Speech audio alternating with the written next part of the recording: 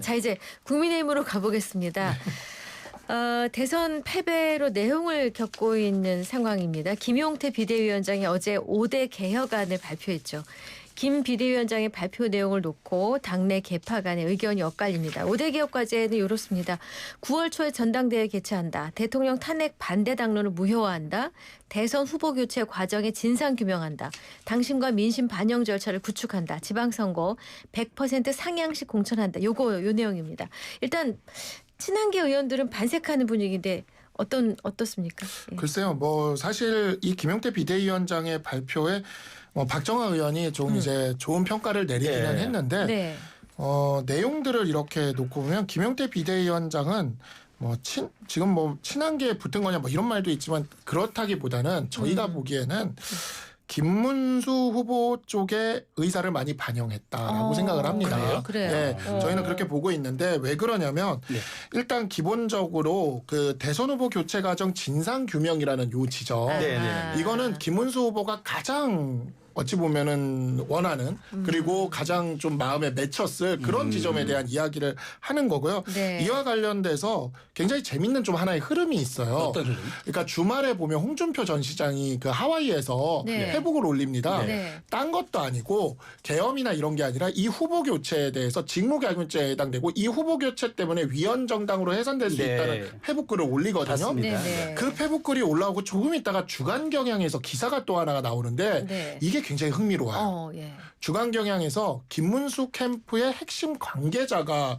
이야기를 하면서 여기를 취재해 보라고 취재 포인트를 잡아주는데 그게 사실 법률가인 제 입장에서 볼 때 지금 이 사건 후보 교체 사건이 경찰 수사 중이거든요. 네, 그렇죠. 네. 전영색 고발이 권성동 됐으니까. 도의원이 네. 지금 입건돼서 수사 중이에요. 네. 수사 포인트를 짚어주더라고요. 아하. 그러니까 그분이 이제 주간경향이랑 인터뷰를 하면서 무슨 얘기를 하냐면 그 한덕수 단일 후보로 하기 위해서 이미 그 여러 가지 선거와 관련된 내용의 계약서가 있을 거다. 계약서를 봐라. 그리고 금액이 돈이 갔다라는 식으로 얘기를 해요. 계약금이 입금됐건 돈이 가서. 그래서 우리가 선거를 어디서 누구한테 갔다는 거예요? 업체. 당에서. 당에서. 그래서 자기들이 김문수 후보가 대선을 치르려고 보니까 대선 비용으로 잡혀있는 회계가 0이 되어 있어서 쓸 돈이 없었다. 아, 그래요? 그래서 그 부분을 보라면서 대놓고 그걸 짚어주는데 그 업체라는 건 현수막이라든지 그런 거. 홍보물이라든지 이런 홍보대행 업체라고. 홍보대행 업체. 그러니까 이게 뭐냐면 물증이 있는 곳을 알려주는 겁니다. 계약서가 있을 것이다. 돈의 흐름을 봐라. 그리고 심지어 수사 대상이 누군지도 짚어줘요. 김재원 전 최고가 그 관여됐던 국장들을 불러다 놓고 그 서류를 던지면서 그 기사에 보면 그렇게 나옵니다. 그 서류들을 던지면서 당신들 다 고소할 거니까 선거를 도와라 하니까 그제서야 움직였다. 이렇게 얘기를 하는. 그러니까 이거는 수사 대상도 짚어주는 겁니다. 실무자가 누군지까지. 네. 그래서 저희가 보면서 뭐지 이 기사는? 하는 생각이 든 거예요. 왜냐하면 경향에서 나오니까. 그리고 김용태 비대위원장이 이 당무감사를 하겠다고 일요일날 적극적으로 발표를 하는 이게 거예요? 흐름이 보이는 거죠. 네. 그리고 또 하나가 대통령 탄핵 반대 당론 무효화 이걸 가지고 이제 이게 뭐 친한계가 좋은 거 아니냐라고 얘기하는데 김용태 비대위원장이 여기다 하나를 더 더합니다. 뭘 더하냐면 앞으로 탄핵 반대 당론을 무효화시킬 테니까 앞으로 3년간 탄핵의 찬반에 대해서 공개적으로 논하면 그걸 해당 행위로 하겠다는 거예요. 입도 뻥끗하지 말라는 입도 뻥끗하지 마라. 얘기네. 근데 탄핵에 찬성했던 이 한동훈계 입장에서는 그걸 입도 뻥끗하지 말라는 게 그렇게 반가울 이야기가 아니거든요. 앞으로 우리가 입도 뻥끗하면 해당 행위로 우리를 뭐 어떻게 하겠다는 거잖아요. 근데 이것에 대해서 정치적으로 이득이 볼 게 누구냐라고 생각한다면 탄핵의 찬반에 대해서 애매모호했던 입장이었던 김문수 후보만 이게 이득이 돼요. 그래서 이 모든 게 결국에는 김문수 후보에게 유리한 지점인데 소위 말하는 찐윤이라고 불리는 쪽은 이거를 싫어할 거기 때문에 그쪽에서 어제 채널A 보도에서 재밌는 보도를 합니다. 뭐라고 얘기를 하냐면 의도가 순수해 보이지 않는 개혁안이다. 오늘 의원총회 2시에 하는 의원총회에서 곧 하는 의원총회에서 좀 있으면 김용태 하네요. 비대위원장 퇴임에 대한 이야기가 나올 것이다라고 인터뷰를 하거든요. 그래서 그 싸움이 오늘 펼쳐질 것 같습니다. 그래서 그 얘기가 나왔어요. 안철수 의원이 전당대회 전에 김용태 비대위원장 거취부터 밝히라고 했어요. 그러니까 지금 박상수 변호사하고 지금 얘기가 맥을 같이 하는데 비대위원 전원 사퇴해서 지금 사실상 비대위 자체가 형해화됐고 김 비대위원장만 남아있는 상황에서 홀로 지금 직을 유지하면서 개혁안을 발표하고 있는 이런 형국이거든요. 그러니까 동력을 가질 수 있느냐 얘기도 나오는데 그럼 이런 공세가 수순이라고 봅니까? 아니 이제 김용태 비대위원장 입장은 나는 얼굴 마담이 아니다. 당신들이 나를 나이 어리고 청년이라고 개혁적이라고 해서 대선 때 얼굴 마담으로 써먹고 나를 이렇게 폐기하려고 그러는데 나도 내가 할 말은 하겠다. 이런 주장인 것 그렇게 같아요. 봐야 되는군요. 네. 그런데 이분이 비대위원도 하셨고요. 지난 6개월 동안 그렇죠. 또 마지막에 비대위원장도 하셨어요. 네. 크게 보면은 국민의힘이 이렇게 선거 패배하고 이렇게 지탄을 받는데 네. 책임이 없으신 분이 아니에요. 그리고 공당의 어떤 지도부라면 정통성이 있어야 돼요. 본인이 선거로 당선된 사람도 아니고 선거로 당선된 한동훈 대표도 탄핵에 책임을 지고 사퇴하지 않았습니까? 네. 근데 본인이 그냥 지명된 사람이 무슨 정통성이 있어서 이런 주장, 이 5대 개혁안 누가 반대하겠습니까? 아무리 좋은 개혁안도 본인 그 정통성에 맞게 권한이 있고 책임이 있는 사람이 하는 거지 이분은 사실 책임은 안 지고 권한만 지는 분이에요. 그리고 다른 비대위원들은 선거 패배에 대해 책임을 지고 다 그만두는데 좀 없어요. 본인만 책임 안 지고 나는 개혁안 얘기하고 나는 얼굴 마담 아니다? 이거는 책임 정치의 실종이자 국민의힘의 현 주소를 보여주고 있다. 이렇게 생각합니다. 좀 그렇군요. 안타깝습니다. 네. 근데 그 소장파로 알려져 있는 김재섭 의원이 9월 전당대회는 뭐 시간이 좀 촉박하다. 연말쯤에 치르자고 제안을 했는데 또 반대로 이거 9월 너무 늦다는 사람들도 있단 말이에요. 네. 그러니까 이게 사실 김재섭 의원 같은 경우에 제가 첫목회 그날도 했잖아요. 지난주에 네. 첫목회를 했는데 그날도 김재섭 의원은 비슷한 이야기를 했어요. 첫목회에 와서도. 근데 우리가 이제 그 전당대회 말고 비대위로 하자라는 성명을 내는 것과 관련돼서 또 그날도 논의가 있었지만 네. 저희가 그게 나오지 않고 그냥 이제 원내외 당협위원장들이 다 모여서 당론을 정하는 그런 방식을 하자는 게 이제 성명으로 나갔던 건데 네. 그걸 또 이제 김용태 비대위원장이 받아서 내일이죠. 내일 원외 당협위원장들을 모아서 또 지금 한다고 그래요. 간담회를. 네. 그래서 그렇게 한다고는 하는데 근데 그거는 또 김재섭 의원과 우리가 뭐 천목회에서 얘기했던 거랑 조금 또 결이 달라요. 네. 왜 그러냐면 원내가 다 모이면은 여러 중론이 논의가 될 수가 있는데 네. 원내만 모일 경우에는 원내 당협위원장들 중에 현재 한 22명 정도가 윤석열 대통령에 대해서 출당 성명을 냈던 네. 그런 입장이었는데 80명 정도가 탄핵 반대 모임을 따로 만들어서 탄반모라 그래서 한남동부터 집회를 다니시던 분들이에요. 그래서 만약에 내일 원외당협위원장들을 모아서 네네. 하게 되면은요. 탄반모를 중심으로 김문수 후보에 대한 추대 목소리가 나올 가능성이 굉장히 높다. 그래요? 그래서 이게 지금 김용태 비대위원장이 하는 이 모든 흐름이 김문수 후보에게 굉장히 맞춰져 있다라는 그렇게 보는군요. 그 느낌이 굉장히 강한 거죠. 그래서 지금 이 부분을 가지고 많은 언론들에서 친윤이냐 친한이냐를 다투는 거는 큰 의미가 없는 것 같고 네. 네. 과거에 이제 어찌 보면 우리 당 안에 친윤과 친한의 구도가 있었다면 네. 김문수 후보 세력이라는 새로운 세력이 일어서려고 하는 선언과도 같다. 지금 세 가지 세력이 존재하는 그렇죠, 거예요. 그렇죠. 예. 그럼 하나 또 만약에 김용태 비대위원장이 2월 말 임기 끝나면 전당대회까지 누가? 그걸 지금 김용태 비대위원장이 어제 또 얘기해서 굉장히 재밌는 얘기를 했어요. 예. 자신의 임기는 개혁이 완수될 때까지다. 그게 그 그래요? 소리가 뭐냐?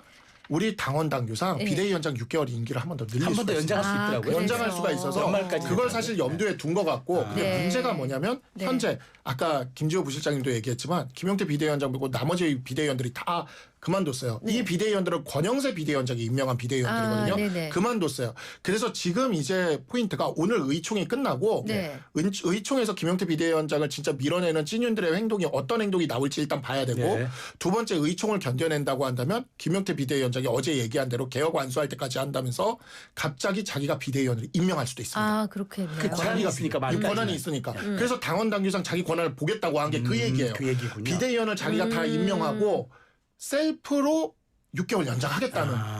그래서 이게 과연 이루어지는지를 보는 게 현재 관전 포인트다. 자, 근데 김재섭 의원은 미묘하게 김종인 비대위원 전 비대위원장 다시 재등판해서 좀 강력한 칼자루를 휘둘러야 한다는 식의 오늘 아침에 인터뷰를 하더라고요. 네. 이 부분은 어떻게 보세요? 그러니까 김재섭 의원이 그날 첫목회 날도 그 얘기를 했어요. 아 그래요? 했었는데 이게 첫목회 안에서 모두의 동의가 나오지는 않았기 때문에 그게 이제 성명으로 나가지 못했던 건데 본인의 생각인 것 같습니다. 그래서 김종인 비대위원장을 중심으로 하는 혁신형 비대위를 또 김재섭 의원은 생각을 하는 네. 것 같고 김용태 비대위원장은 모르겠습니다. 오늘 의원총회가 진짜 중요한 포인트가 될 텐데 네. 여기서 견뎌내면 자신의 비대위원 임기를 연장시킨 뒤 9월 달에 김문수 후보를 당대표로 출마시키는 방향으로 가져갈 것 같고 두고 봐야 될 것 같습니다. 네. 네네. 자, 이런 가운데 김문수 전 대선 후보가 현충원을 다시 방문한 데 이어서 나경원, 안철수 의원과 연이어 회동을 했습니다.